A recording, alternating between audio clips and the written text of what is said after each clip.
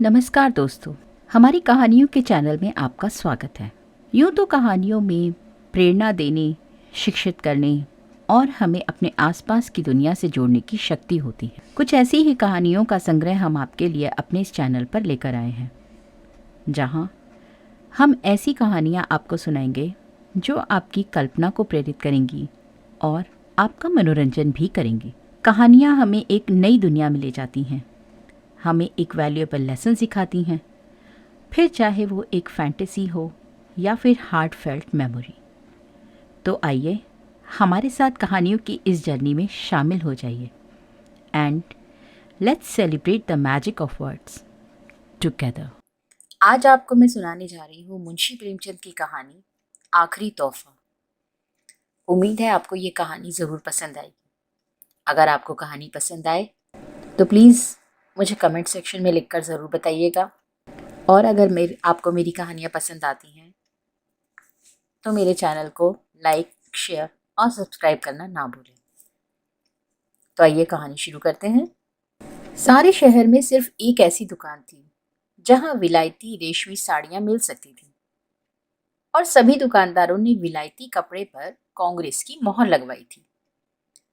मगर अमरनाथ की प्रेमिका की फरमाइश थी, उसको पूरा करना जरूरी था। वो कई दिन तक शहर की दुकानों का चक्कर लगाते रहे, दुगना दाम देने पर भी तैयार थे, लेकिन फिर भी वो कहीं सफल नहीं हुए और उसके तकाजे बराबर बढ़ते जाते थे। होली आ रही थी। आखिर वो होली के दिन कौन सी साड़ी पहनेगी? उसके सामने अपनी मजबूरी को जाहिर करना अमरनाथ के पुरुषोचित अभिमान के लिए कठिन था। उसके इशारे से वो आसमान के तारे तोड़ लाने के लिए भी तत्पर हो जाते थे। आखिर जब कहीं मकसद पूरा ना हुआ तो उन्होंने उसी दुकान पर जाने का इरादा कर लिया। उन्हें यह मालूम था कि दुकान पर धरना दिया जा रहा है। सुबह से शाम तक स्वयं सेवक तैनात रहते और तमाशाइयों की भी हरदम खासी भीड़ लगी रहती थी। इसीलिए उस दुकान में जाने के लिए एक विशेष प्रकार के साहस की जरूरत थी, और ये साहस अमरनाथ में जरूरत से कुछ कम ही था। पढ़े लिखे आदमी थे, राष्ट्रीय भावनाओं से भी अपरिचित नहीं थे, यथाशक्ति स्वदेशी चीजें ही इस्तेमाल करते थे। मगर इस मामले में वो कट्टर ना रह सकी। स्वदेशी मिल जाए तो बेहतर, वरना विदेशी ही सही, इस उसूल के मानने वाले थे। और खासकर जब उसकी फरमाइश थी तब तो कोई बचाव की सूरत ही ना थी। अपनी ज़रूरतों को तो वो शायद कुछ दिनों के लिए टाल भी देते, मगर उसकी फरमाइश तो मौत की तरह अटल है। उससे उन्हें मुक्ति कहाँ? अब उन्होंने तय कर लिया कि आज साड़ी जरूर लाएंगे। कोई उन्हें रोके तो क्यों रोके? किसी को रोकने का क्या अधिकार है? माना स्वदेशी इसका इस्तेमाल अच्छी बात है, लेकिन किसी को जबरदस्ती करने का क्या हक है? अच्छी आजादी की लड़ाई है जिसमें व्यक्ति की आजादी का इतना बेदर्दी से खून हो। इस तरह दिल को मजबूत करके वो शाम को दुकान पर पहुंचे। देखा तो 5 वॉलंटियर पिकेटिंग कर रहे हैं और दुकान के सामने सड़क पर हजारों तमाशाई खड़े हैं। अब सोचने लगे कि दुकान में कैसे जाएं। कई बार कलेजा मजबूत किया और चले, मगर बरामदे तक जाते जाते हिम्मत ने जवाब ही दे दिया। सहयोग से एक जान पहचान के पंडित जी मिल गए। उनसे पूछा, क्यों भाई, ये धरना कब तक रहेगा? शाम तो हो गई। तो पंडित जी ने कहा, इन सिरफिरों को सुबह और शाम से क्या मतलब? जब तक दुकान बंद ना हो जाएगी यहां से ना टलेंगे। कहिए, कुछ खरीदने का इरादा है क्या? आप तो रेशमी कपड़ा नहीं खरीदते। अमरनाथ ने विवशता की मुद्रा बनाकर कहा, मैं तो नहीं खरीदता, मगर औरतों की फरमाइश को कैसे टालूं? तो पंडित जी ने मुस्कुराकर कहा, वाह, इससे ज्यादा आसान बात तो कोई हो ही नहीं सकती। औरतों को भी चकमा नहीं दे सकते। 100 हीले, 1000 बहाने हैं। अमरनाथ, आप ही कोई हीला सोचिए। पंडित जी बोले, सोचना क्या है, यहाँ रात दिन यही किया करते हैं। 150 हीले तो हमारी जेबों में यूं ही पड़े रहते हैं। औरत ने कहा, हार बनवा दो। तो कहा, आज ही ले लो। 2-4 रोज के बाद कहा, सुनार माल लेकर चंपत हो गया है। ये तो रोज का धंधा है भाई। औरतों का काम फरमाइश करना है और मर्दों का काम उसे खूबसूरती से टालना है। तो अमरनाथ बोले, आप तो इस कला के पंडित मालूम होते हैं। तो पंडित जी ने कहा, क्या करें भाई, आबरू तो बचानी ही पड़ती है ना। सूखा जवाब दें तो शर्मिंदगी अलग हो और बिगड़े अलग से। समझे, हमारी परवाह ही नहीं करते। आबरू का मामला है। आप एक काम कीजिए, यह तो आपने कहा ही होगा कि आजकल पिकेटिंग है। अमरनाथ ने कहा, हाँ हाँ, यह तो बहाना कर चुका हूँ भाई, मगर वो सुनती ही नहीं। कहती है, क्या विलायती कपड़े दुकान से उठ गए। पंडित जी बोले, तो मालूम होता है कोई धुन की पक्की औरत है। अच्छा, तो मैं एक तरकीब बताऊं। एक खाली कार्ड का बॉक्स ले लो, उसमें पुराने कपड़े जलाकर भर दो। जाकर कह देना, मैंने तो कपड़े ले लिए थे, मगर वॉलंटियर्स ने छीन कर जला दिए। क्यों, कैसी रहेगी। अमरनाथ जी बोले, कुछ जच नहीं रहा। अजीब ही ऐतराज करेंगी। कहीं पर्दाफाश हो जाए तो मुफ्त की शर्मिंदगी उठानी पड़ेगी। तो पंडित जी बोले, तो मालूम हो गया, आप बोधे आदमी हैं और हैं भी आप कुछ ऐसे ही। यहाँ तो कुछ इस शान से ही ले करते हैं कि सच्चाई की भी उसके आगे धूल हो जाए। जिंदगी यही बहाने करते गुजरी और कभी पकड़े ना गए। एक तरकीब और है, इसी नमूने का देसी माल ले जाइए और कह दीजिए कि विलायती है। अमरनाथ जी बोले, देसी और विलायती की पहचान उन्हें मुझसे और आपसे कहीं ज्यादा है। विलायती पर तो जल्द विलायती का यकीन आएगा नहीं, देसी की तो बात ही क्या है। एक खद्दर पोश महाशय पास ही खड़े ये बातचीत को सुन रहे थे, तो बोल उठे, ए साहब, सीधी सी बात तो ये है, जाकर साफ कह दीजिए कि मैं विदेशी कपड़े नहीं लाऊंगा। अगर जिद करें तो दिन भर खाना ना खाइए, अपने आप सीधे रास्ते पर आ जाएंगी। अमरनाथ ने उनकी तरफ कुछ ऐसी निगाहों से देखा जो कह रही थी, आप इस कूचे को नहीं जानते और बोले जा रहे हैं। यह आप ही कर सकते हैं, मैं नहीं कर सकता। तो खद्दर पोश आदमी ने कहा, कर तो आप भी सकते हैं, लेकिन करना नहीं चाहते। यहाँ तो उन लोगों में से हैं कि अगर विदेशी दुआ से मुक्ति भी मिलती हो तो उसे भी ठुकरा दें। तो अमरनाथ बोले, तो शायद आप घर में पिकेटिंग करते होंगे। खद्दर पोश बोला, पहले घर में करके तब बाहर करते हैं भाई साहब। खद्दर पोश साहब चले गए तो पंडित जी बोले, यह महाशय तो 30 मार्का से भी तेज निकले। अच्छा, तो एक काम कीजिए, इस दुकान के पिछवाड़े एक दूसरा दरवाजा है, जरा अंधेरा हो जाए तो उधर चले जाइएगा, दाएं बाएं किसी की तरफ ना देखिएगा। अमरनाथ ने पंडित जी को धन्यवाद दिया और जब अंधेरा हो गया तो दुकान के पिछवाड़े की तरफ जा पहुंचे, मगर साथ ही डर रहे थे कहीं यहां भी घेरा ना पड़ा हो। लेकिन मैदान खाली था। लपक कर अंदर गए, एक ऊंचे दामों की साड़ी खरीदी और बाहर निकले तो एक देवी जी केसरिया साड़ी पहने खड़ी थी। उनको देखकर इनकी रूह फना हो गई। दरवाजे से बाहर पांव रखने की हिम्मत ही ना हुई। एक तरफ देखकर तेजी से निकल पड़े और कोई 100 कदम भागते हुए चले गए। कर्म का लिखा, सामने से एक बुढ़िया लाठी टेकती चली आ रही थी। आप उससे लड़ गए। बुढ़िया गिर पड़ी और लगी कोसने, अरे अभागे, यह जवानी बहुत दिन ना रहेगी, आंखों में चर्बी छा गई है, धक्के देता चलता है।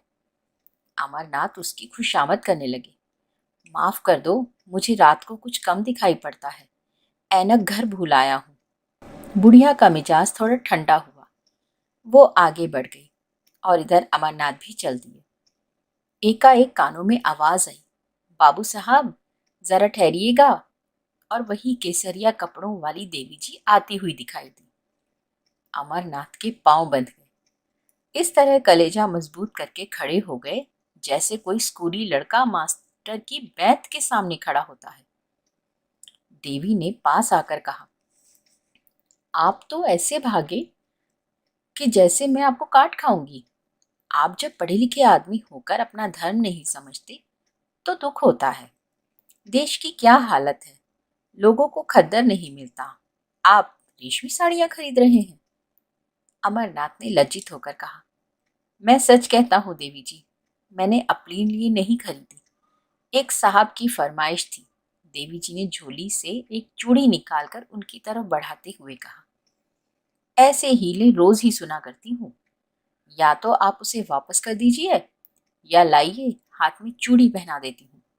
अमरनाथ बोले, शौक से पहना दीजिए, मैं उसे बड़े गर्व से पहन लूंगा। चूड़ी उस बलिदान का चिन्ह है जो देवियों के जीवन की विशेषता है। चूड़ियां उन देवियों के हाथों में थीं जिनके नाम सुनकर आज भी हम आदर से सिर झुकाते हैं। मैं तो उसे शर्म की बात नहीं समझता। आप अगर और कोई चीज पहनाना चाहें तो वह भी शौक से पहना दीजिए। नारी पूजा की वस्तु है, उपेक्षा की नहीं। अगर स्त्री जो कौम को पैदा करती है चूड़ी पहनना अपने लिए गौरव की बात समझती है, तो मर्दों के लिए चूड़ी पहनना शर्म की बात क्यों हो सकती है।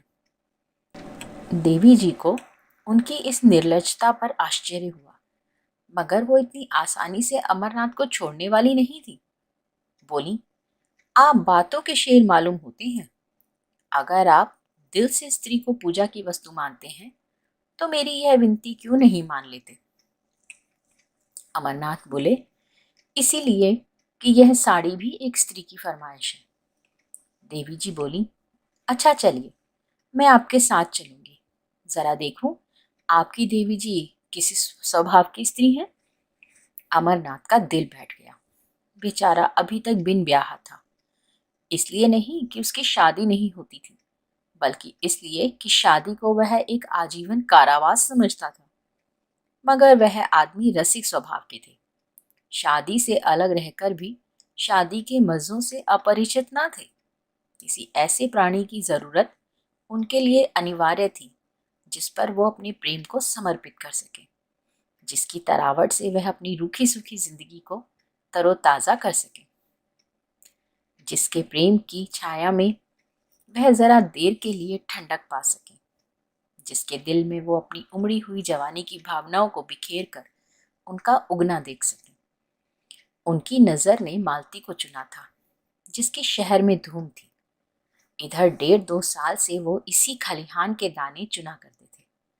देवी जी के आग्रह ने उन्हें थोड़ी देर के लिए उलझन में डाल दिया था। ऐसी शर्मिंदगी उन्हें जिंदगी में कभी ना हुई थी। तो वह बोले, आज तो वह एक न्योते में गई हैं, घर में ना होंगी।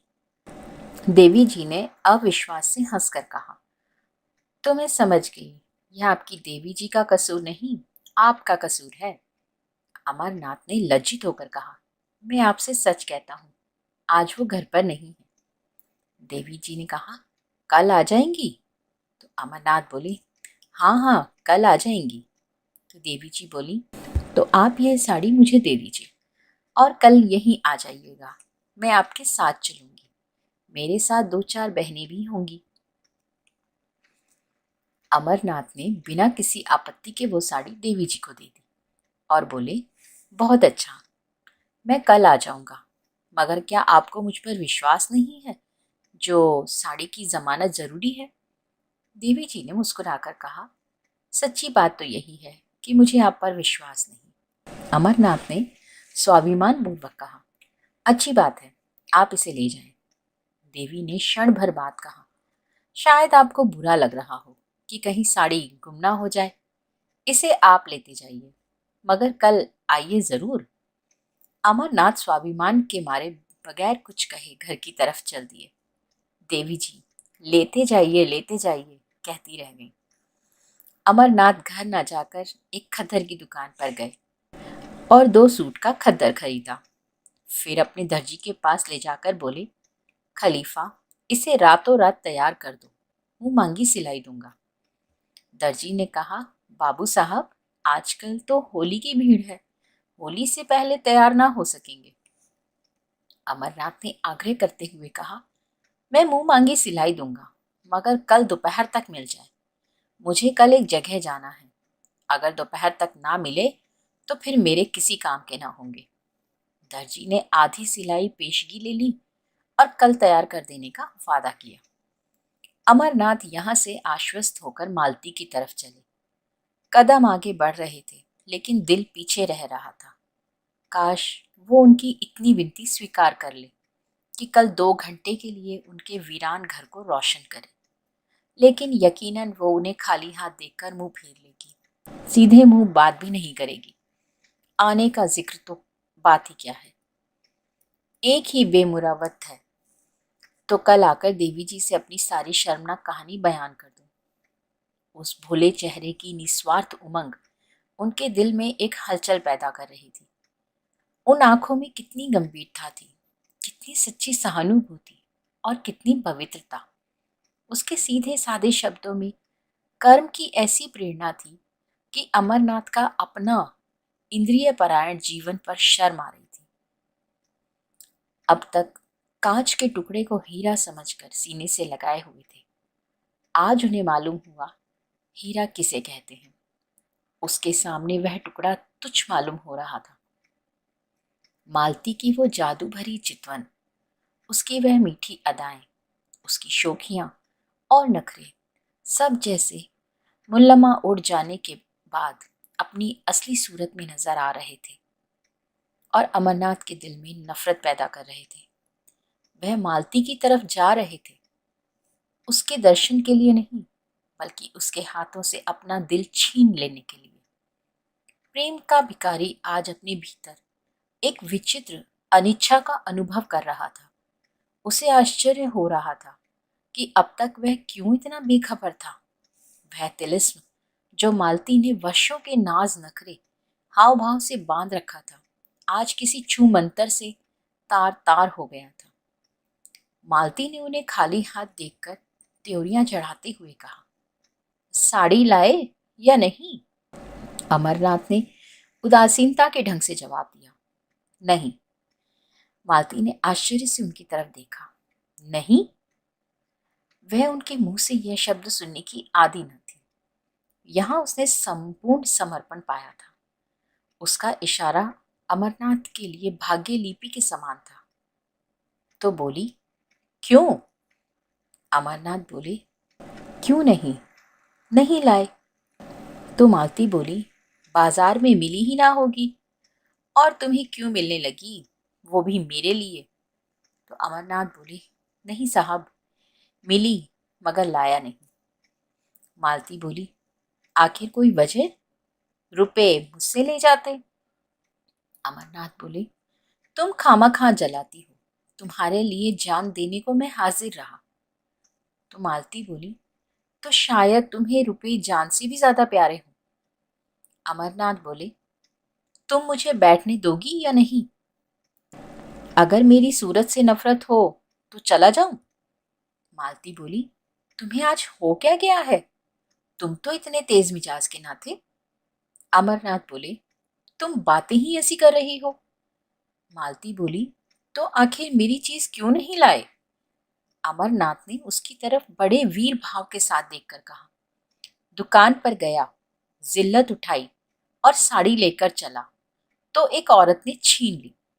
मैंने कहा, मेरी बीवी की फरमाइश है, तो बोली, मैं उन्हीं को दूंगी, कल तुम्हारे घर आऊंगी। मालती ने शरारत भरी नजरों से देखते हुए कहा, तो ये कहिए, आप दिल हथेली पर लिए फिर रहे हैं? एक औरत को देखा और उसके कदमों पर चढ़ा दिया। अमरनाथ बोले, वह उन औरतों में नहीं जो दिलों की घात में रहती हैं। मालती बोली, तो कोई देवी होगी। अमरनाथ बोले, मैं उसे देवी ही समझता हूं। मालती बोली, तो आप उस देवी की पूजा कीजिएगा। अमरनाथ बोले, मुझ जैसे आवारा नौजवान के लिए उस मंदिर के दरवाजे बंद हैं। मालती बोली, बहुत सुंदर होगी। अमरनाथ बोले, ना सुंदर है ना रूप वाली, ना ऐसी अदाएं कुछ, ना मधुर भाषिणी, ना त्वंगिनी, बिल्कुल एक मामूली मासूम सी लड़की है। लेकिन जब मेरे हाथ से उसने साड़ी छीन ली तो मैं क्या कर सकता हूँ। मेरी गैरत ने तो गवारा ना किया कि उसके हाथ से साड़ी छीन लूं। तुम ही इंसाफ करो, वह दिल में क्या कहती होगी। मालती बोली, तो तुम्हें इसकी ज्यादा परवाह है कि वह अपने दिल में क्या कहेगी। मैं क्या कहूंगी इसकी परवाह नहीं थी। मेरे हाथ से कोई मर्द ऐसी कोई चीज छीन ले तो देखूं, चाहे वह दूसरा कामदेव ही क्यों ना हो। अमरनाथ बोले, अब इसे चाहे मेरी कायरता समझो और चाहे हिम्मत की कमी, चाहे शराफत समझो, मैं उसके हाथ से छीन नहीं सकता था। मालती बोली, तो कल वो साड़ी लेकर आएगी? क्यों?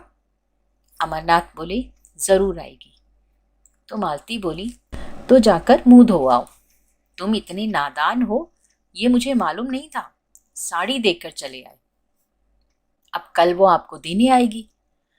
कुछ भांग वांग तो नहीं खा गए हो?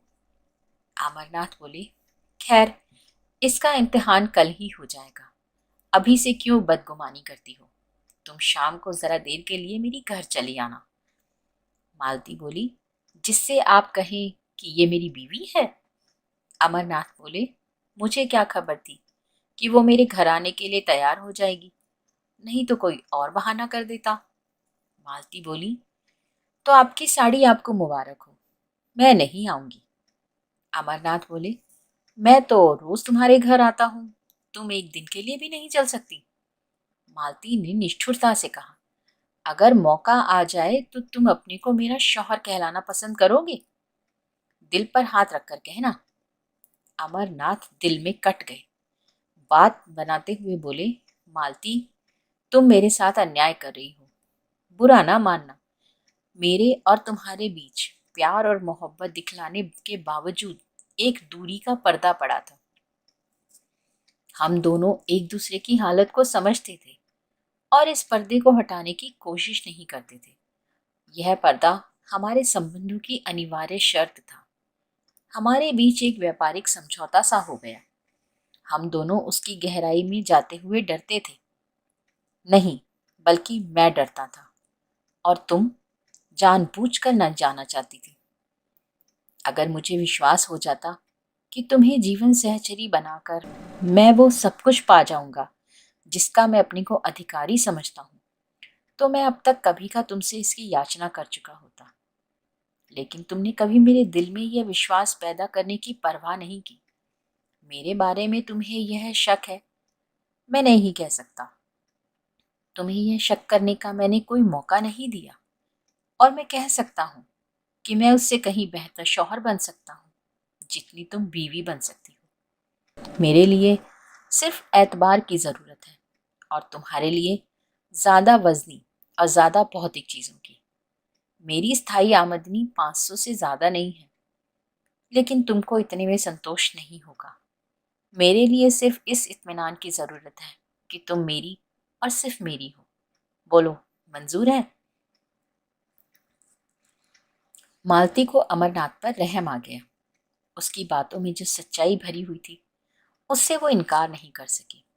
उसे यह भी यकीन हो गया कि अमरनाथ की वफा के पैर डगमगाएंगे नहीं। उसे अपने ऊपर इतना भरोसा था कि वह उसे रस्सी से मजबूत जकड़ सकती है, लेकिन खुद जकड़े जाने पर वह अपने को तैयार ना कर सकी। उसकी जिंदगी मोहब्बत की बाजीगरी में, प्रेम के प्रदर्शन में गुजरी थी।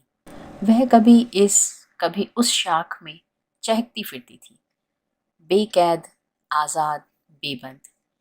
क्या वह चिड़िया पिंजरे में बंद रह सकती है जिसकी जबान तरह तरह के मज़ों की आदी हो गई हो? क्या वह सूखी रोटी से तृप्त हो सकती है? इस अनुभूति ने ही उसे पिघला दिया। बोली, आज तुम बड़ा ज्ञान बघार रहे हो। तो अमरनाथ बोले, मैंने तो केवल यथार्थ कहा है। मालती बोली, अच्छा, मैं कल चलूंगी, मगर 1 घंटे से ज्यादा वहां न रह सकूंगी। अमरनाथ का दिल शुक्रिया से भर उठा। बोला, मैं तुम्हारे बहुत कृतज्ञ हूँ मालती, अब मेरी आबरू बच जाएगी। नहीं तो मेरे लिए घर से निकलना मुश्किल हो जाता। अब देखना यह है कि तुम अपना पार्ट कितनी खूबसूरती से अदा करती हो। मालती बोली, उसकी तरफ से तुम इत्मीनान न रहो। ब्याह नहीं किया मगर बारातें देखी हैं। मगर मैं डरती हूँ कहीं तुम मुझसे दगा ना कर रहे हो। मर्दों का क्या एतबार। अमरनाथ ने निश्चल भाव से कहा, नहीं मालती, तुम्हारा संदेह निराधार है। अगर यह जंजीर पैरों में डालने की इच्छा होती तो कभी का डाल चुका होता। फिर मुझसे वासना के बंदों का वहां गुजर ही कहाँ। दूसरे दिन अमरनाथ 10 बजे ही दर्जी की दुकान पर जा पहुंचे और सिर पर सवार होकर कपड़े तैयार करवाए। फिर घर आकर नए कपड़े पहने मालती को बुलाने चले गए। वहां देर हो गई। उसने ऐसा तनाव सिंगार किया कि जैसे आज बहुत बड़ा मोर्चा जीतना है। अमरनाथ ने कहा, वह ऐसी सुंदर नहीं है जो तुम इतनी तैयारियां कर रही हो। मालती ने बालों में कंघी करते हुए कहा, तुम इन बातों को नहीं समझ सकते, चुपचाप बैठे रहो। अमरनाथ बोले, लेकिन देर हो रही है। मालती बोली, कोई बात नहीं। भय की उस अहस आशंका ने, जो स्त्रियों की विशेषता है, मालती को और भी अधिक सतर्क कर दिया था। अब तक उसने कभी अमरनाथ की ओर विशेष रूप से कोई कृपा ना की थी। वह उससे काफी उदासीनता का बर्ताव करती थी। लेकिन कल अमरनाथ की भंगिमा से उसे एक संकट की सूचना मिल चुकी थी और वह उस संकट का अपनी पूरी शक्ति से मुकाबला करना चाहती थी। शत्रु को तुच्छ और अपाध समझना स्त्रियों के लिए कठिन है। आज अमरनाथ को अपने हाथ से निकलते वह अपनी पकड़ को और मजबूत कर रही थी। अगर इस तरह की उसकी चीजें एक एक करके निकल गईं, तो फिर वह अपनी प्रतिष्ठा कब तक बनाए रख सकेगी। जिस चीज पर उसका कब्जा है उसकी तरफ कोई आंख उठाकर कैसे देख सकता है।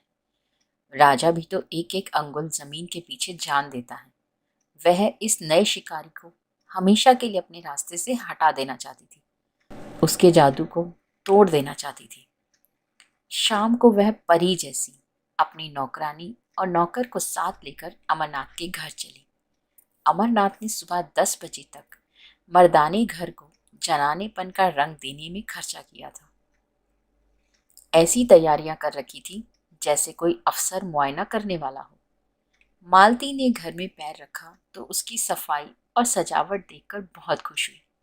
जनाने हिस्से में कई कुर्सियां रखी थी। बोली, अब लाओ अपनी देवी जी को, मगर जल्दी लाना वरना मैं चली जाऊंगी। अमरनाथ जल्दी जल्दी विलायती दुकान पर गए।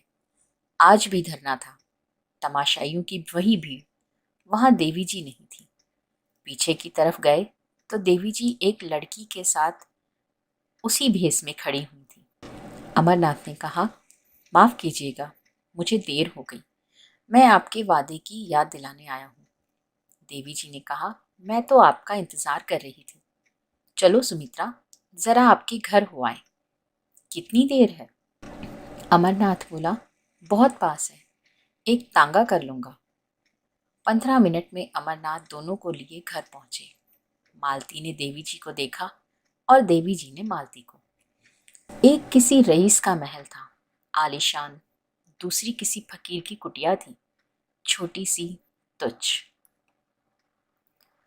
रईस के महल में आडंबर और प्रदर्शन था, फकीर की कुटिया में सादगी और सफाई। मालती ने देखा, भोली लड़की है जिसे किसी तरह सुंदर नहीं कह सकते, पर उसके भोलेपन और सादगी में जो आकर्षण था उससे वह प्रभावित हुए बिना ना रह सकी। देवी जी ने भी देखा, बनी संवरी, बेधड़क और घमंडी औरत है जो किसी न किसी तरह से उस घर में अजनबी सी मालूम हो रही है, जैसे कोई जंगली जानवर पिंजरे में आ गया हो। अमरनाथ से झुकाए मुजरिमों की तरह खड़े थे और ईश्वर से प्रार्थना कर रहे थे कि किसी तरह आज पर्दा रह जाए। देवी ने आते ही कहा, बहन, आप भी सिर से पांव तक विदेशी कपड़े पहने हुई हैं। मालती ने अमरनाथ की तरफ देखकर कहा, मैं विदेशी और देशी के फेर में नहीं पड़ती। जो ये लाकर दे देते हैं वही पहन लेती हूँ। लाने वाले ये हैं, मैं थोड़े ही बाजार जाती हूँ। देवी जी ने शिकायत भरी आंखों से अमरनाथ की तरफ देखकर कहा, आप तो कहते थे यह इनकी फरमाइश है, मगर यहाँ तो आप ही का कसूर निकल आया। मालती बोली, मेरे सामने इनसे कुछ मत कहो। तुम बाजार में भी दूसरे मर्दों से बात कर सकती हो। जब वो बाहर चले जाए तो जितना चाहे कह सुन लेना। मैं अपने कानों से नहीं सुनना चाहती। देवी जी ने कहा, मैं कुछ कहती नहीं। और बहन जी, मैं कह ही क्या सकती हूँ? कोई जबरदस्ती तो है नहीं, बस विनती कर सकती हूँ। मालती बोली, इसका मतलब यह है कि इन्हें अपने देश की भलाई का जरा भी ख्याल नहीं? उसका ठेका तुम्ही ने ले लिया है क्या?